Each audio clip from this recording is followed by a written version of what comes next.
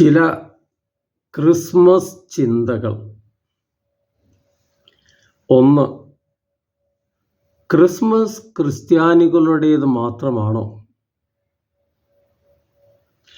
അല്ല എന്ന് അക്രൈസ്തവർ പോലും പറയുന്നു.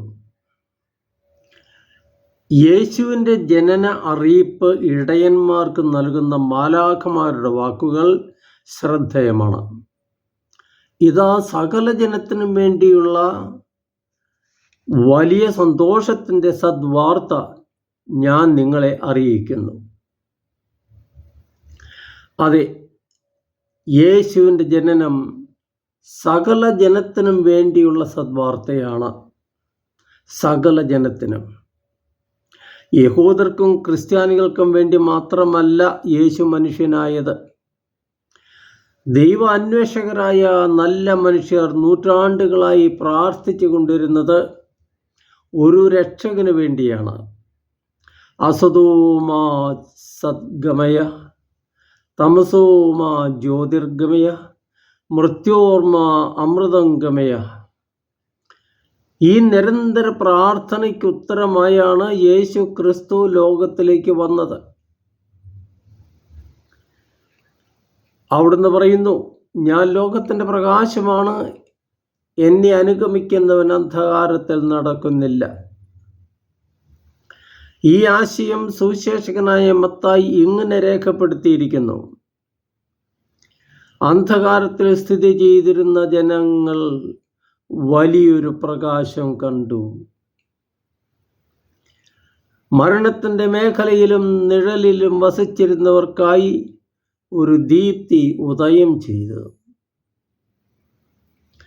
യേശു ക്രിസ്തുവിനെ അറിയാത്തവർക്ക്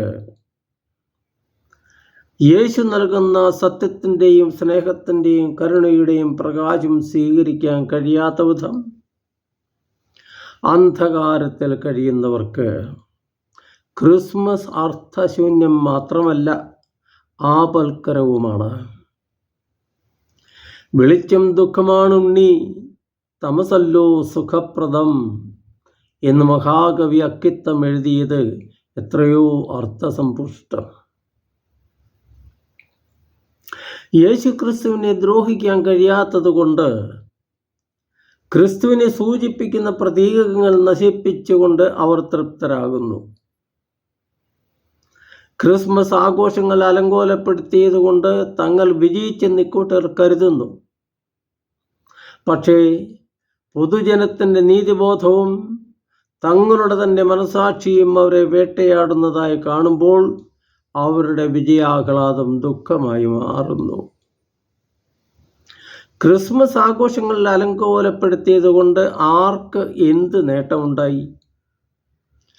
പൂർവികരിൽ നിന്ന് ലഭിച്ച സർവമതമൈത്രിയും സഹിഷ്ണുതയും നഷ്ടപ്പെടുത്തിയത് കൊണ്ട് ഭാരതമെന്ന മഹാരാജ്യത്തിൻ്റെ സുന്ദര സങ്കല്പം വിദേശീയരുടെ ദൃഷ്ടികളിൽ ദയനീയമാം വിധം വികൃതമായിരിക്കുന്നു.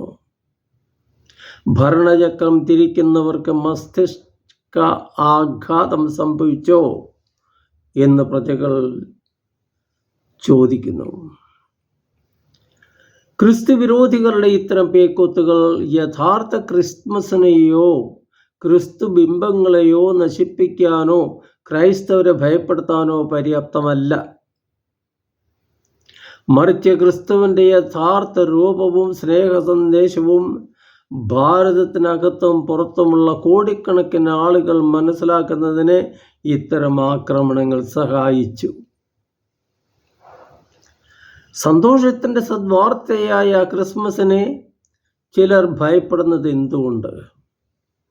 സത്യം നിങ്ങളെ സ്വതന്ത്രരാക്കുമെന്ന് യേശു പഠിപ്പിച്ചു. ഈ സ്വാതന്ത്ര്യം അനുഭവിക്കാൻ ഭാഗ്യമില്ലാത്തവരാണ് ക്രിസ്തു വിരോധികളായി മാറുന്നത്. സ്വതന്ത്രമായി ചിന്തിക്കാനുള്ള കഴിവില്ലാത്തതുകൊണ്ട് ചിലരുടെ വക്രബുദ്ധിക്ക് തങ്ങളെ തന്നെ അടിമകളാക്കിയിരിക്കുന്ന ഇക്കൂട്ടർ തങ്ങൾക്കും തങ്ങളുടെ മക്കൾക്കുമാണ് നാശം വരുത്തുന്നത് എന്നറിയുന്നില്ല.